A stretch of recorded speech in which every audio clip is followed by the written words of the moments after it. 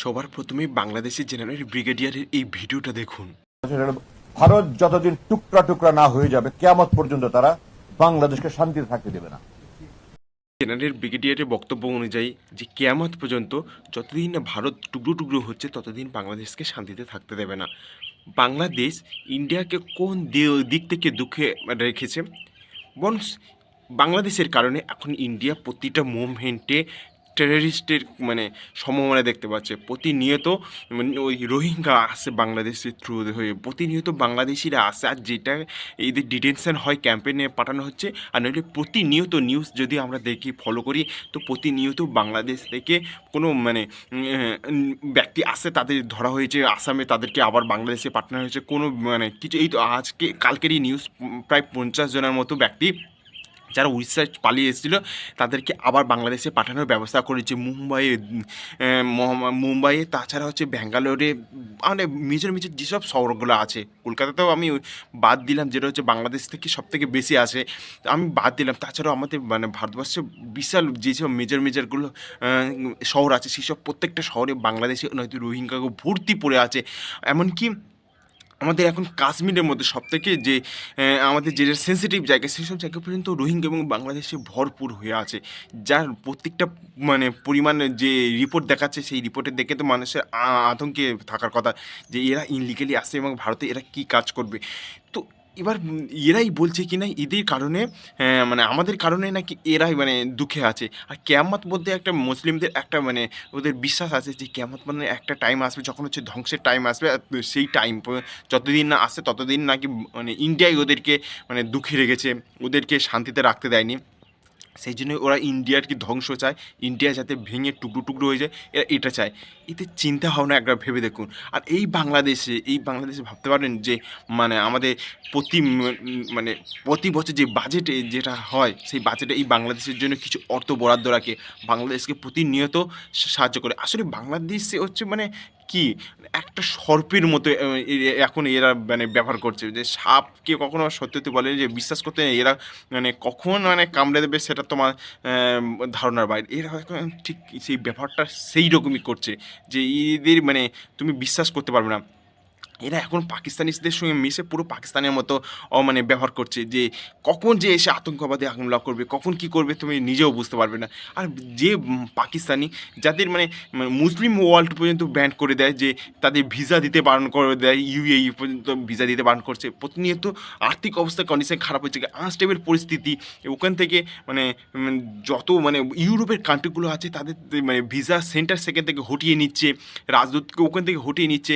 এরা এত খারাপ অবস্থা, শ্রীলঙ্কার মতো দেশে যাদেরকে আর্থিক সাহায্য পাঠাচ্ছে বা বন্যা ত্রাণের সাহায্য পাঠাচ্ছে, সেগুলো ডেট ফেল পাঠাচ্ছে। এরা সেই পাকিস্তানিকে এরা চরম বন্ধুত্ব মনে করেন।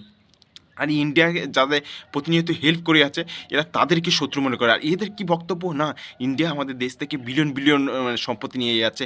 আর এই হিসেব তো তোরা একবার তোদের মিডিয়াতে দেখা, ইউনিসকে দেখাতে বল, নিজে টুইটারে বা ইয়েতে সেগুলো হিসেব মেনশন কর।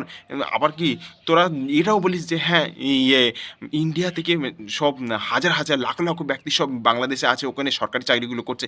তার এখনও পর্যন্ত শেখ হাসিনা চলে যাওয়ার পরেও এখনও পর্যন্ত তার কোনো সঠিক ডেটা এখনও বার করতে পারেনি যে ইন্ডিয়া কজন ওখানে আছে। আর এরা শুধু প্রতিনিয়ত বলতে থাকে যে না ইন্ডিয়ান আছে, ইন্ডিয়ান আমাদের এই সর্বনাশ করছে। কোনো ডেটা এখনও পর্যন্ত দেখাতে পারেনি। অথচ এরকম ডেটা প্রত্যেকটা আমি দেখিয়ে দিতে পারবো, যেখানে যে বাংলাদেশিদের এই হেল্প করেছে, ওই হেল্প করেছে, আর এরকম বাজেটের যে জন্য অর্থ বরাদ্দ করেছে। এই বাংলাদেশিরা এইরকমই বক্তব্য রাখে। এদের মাইন্ডে কীরকম শুধু ঘোরে যে ইন্ডিয়ার শুধু সর্বনাশটা চাওয়ার জন্য। এরা কি শুধু পাকিস্তান পাকিস্তান পাকিস্তান করে। তাও কি যে হ্যাঁ পাকিস্তান একটা ডেভেলপ কান্ট্রি, যার সঙ্গে রিলেশন করলে এদের বহুত বড় উন্নত হবে, সেটা হতো দেখলে হতো। পাকিস্তানে আরও অবনতি খারাপ হচ্ছে, এরা শুধু রিলিজিয়াসের কারণে শুধু এই পাকিস্তানের সঙ্গে আছে, তাছাড়া কোনো কারণ নেই। শুধুমাত্র এই অন্ধ রিলিজিয়াস যে ব্যক্তিগুলো আছে তারাই শুধু এরকম করছে, উস্কানি দিচ্ছে মানুষদের দিয়ে, আর এরকম কার্যকলাপগুলো করছে। এদের কখনো শুধরো হবে না, শুধরাবে না এরা। সত্যি এদের এই ব্যক্তিগুলো যখন এইসব বক্তব্যগুলো শুনি না, এরা কোনো কান্ট্রিকে এমনই চায় যে কান্ট্রি এদের এত সাহায্য করে, তারপরে এরা সেই কান্ট্রির কাছ থেকে সেই কান্ট্রিকে চায় যে সেই কান্ট্রি টুকরো টুকরো হয়ে যায়। খুবই একটা কষ্টকর ব্যাপার। যে বাংলাদেশে এরকমও চিন্তাভাবনা রাখে, তাও যারা উচ্চপদস্থ জেনারেল ব্রিগেডিয়ারের মতো এরকম স্থান অধিকার করে আছে, তাদের মাইন্ডে এইসব ঘোরে। তাহলে এবার ভাবুন যে এদের বর্তমান সরকারের সঙ্গে কী করে ভারত রিলেশন করবে?